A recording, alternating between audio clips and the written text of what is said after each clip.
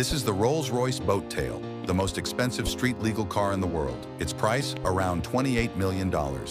Only 3 units exist, each custom-built to perfection.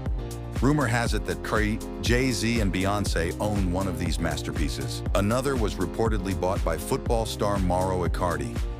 Inspired by luxury yachts, it comes with a built-in champagne cooler, fold-out picnic set, and handcrafted teak wood deck.